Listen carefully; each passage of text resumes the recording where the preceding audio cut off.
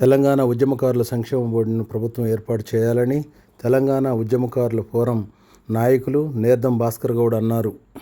కూడా జై తెలంగాణ అంటే జై జై తెలంగాణ, ఇది మా ఆత్మగౌరవమైన అంశము. రాష్ట్రం ఏర్పడాల్సిందే, మా ఆత్మగౌరవాన్ని కాపాడుకోవాల్సిందే అని ఎన్నో ప్రాణత్యాగాలు, నా తోటి మిత్రులు ప్రాణత్యాగాలకు కూడా వెనుకపోకుండా మా రాష్ట్రం ఏర్పడాలి, మా రాష్ట్రం మాకు రావాలి, తెలంగాణ రాష్ట్రం ఏర్పడేదాకా మా ప్రాణత్యాగాలు ఎన్నైనా పోతాయని ముందిచ్చిన సందర్భాలు ఉన్నాయి.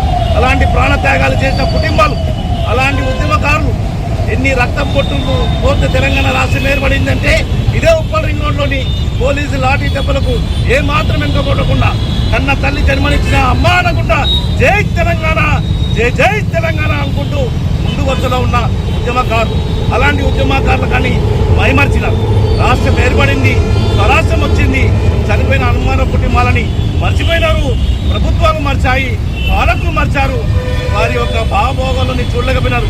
ఈ ఉద్యమంలో ఎన్నో కుటుంబాలు ఎన్నో చిన్న చిన్న అంశాలని ముందు తీసుకొస్తే చేస్తానని మాటిచ్చి ఈ రోజు వరకు కూడా విస్మరించిన ప్రభుత్వాలు చూస్తున్నాం. కానీ ఈరోజు కాంగ్రెస్ ప్రభుత్వం రేవంత్ రెడ్డి గారు వచ్చినారు. రేవంత్ రెడ్డి గారు మేము గమనించినాం, ఆ రోజు రాష్ట్రం గురించి కొట్లాడిన వారు, ముందు వరుసలో ఉన్నవారు ప్రభుత్వంలో భాగస్వామ్యం కాలేకపోయినారు. కేవలం వ్యాపారస్తులు, రాజకీయ దగాబాజులుగా ఏర్పడ్డ సందర్భాలు ఉన్నాయి. ఆ దగాబాజులకు బుద్ధి చెప్పే విధంగా ఈరోజు మీరు రాష్ట్ర ప్రభుత్వం మీ చేతిలో ఉంది. కాబట్టి ఇప్పటికైనా ఉద్యమకారులకు న్యాయమైన పరమైన మీరు ఇవ్వాలని వారి యొక్క చిన్న అంశాలే ఈరోజు చీమసీనన్న ఆధ్వర్యంలోని 27వ తారీఖు రోజున హరిహరి కళాభవన్లో ఆత్మీయ సమ్మేళనం పెట్టారు. ప్రభుత్వ పరంగా మీరు అందులో కూడా మంచి మా ఉద్యమకారులకు ఒప్పుకున్నాయన్నీ కూడా నెరవేరుస్తున్నామని చెప్పిన రోజున ఆ హరికళ కళాభవనం మీకు ధన్యవాద సభగా మేమందరం కూడా చెప్పుకుంటాం. ధన్యవాదాలు. ఎందుకంటే తెచ్చిన వారికి, కష్టపడే వారికి, అమరులైన కుటుంబాలకు మీరు న్యాయం చేసిన వారు అవుతారు.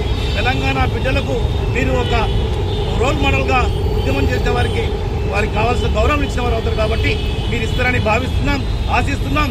లేని పక్షంలో ఈ ఉద్యమాన్ని చీమసీన ఆధ్వర్యంలో ఇంకా ముందుకు పోతుంది. ముందు ప్రభుత్వాలు ఏ విధంగా ఇబ్బందులు పడ్డాయో ఆ ఇబ్బందులు మీరు కూడా పడతారని భావిస్తూ ఈ అవకాశం ఇచ్చిన ధన్యవాదాలు.